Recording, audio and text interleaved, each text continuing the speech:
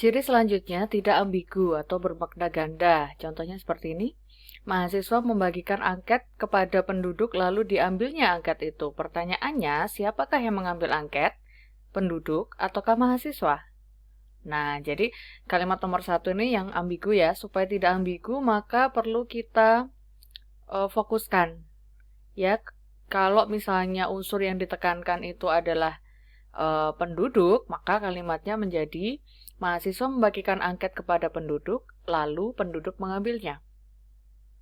Nah, kalau penekanannya pada unsur mahasiswanya, maka kalimatnya menjadi mahasiswa membagikan angket kepada penduduk, lalu mahasiswa mengambilnya kembali.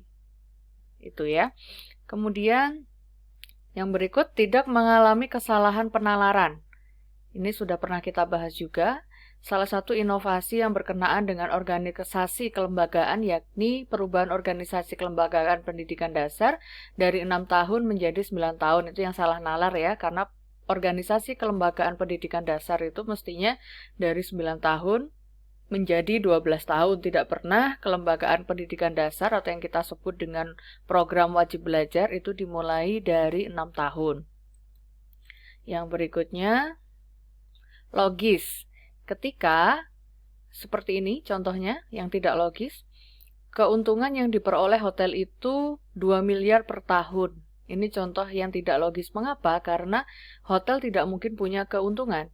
Akan menjadi logis jika kalimatnya diubah menjadi manajemen hotel itu mendapatkan keuntungan 2 miliar per tahun. Ini logis ya, karena yang mendapatkan keuntungan itu adalah pihak manajemen hotelnya, bukan si hotelnya itu sendiri.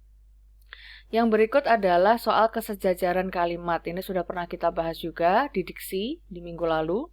Mula-mula yang dilakukan peneliti adalah menghimpun data lapangan, mengolahnya, dan memberikan penafsiran.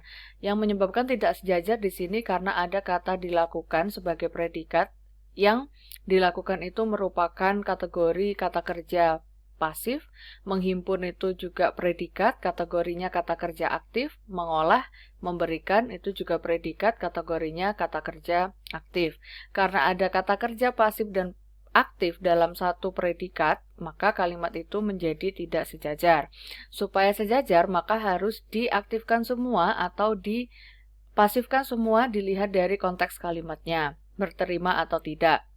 Nah, di sini saya mengambil cara untuk diaktifkan semua karena setelah diaktifkan semua, kalimatnya masih berterima. Mula-mula peneliti menghimpun data lapangan, mengolah dan menafsirkannya.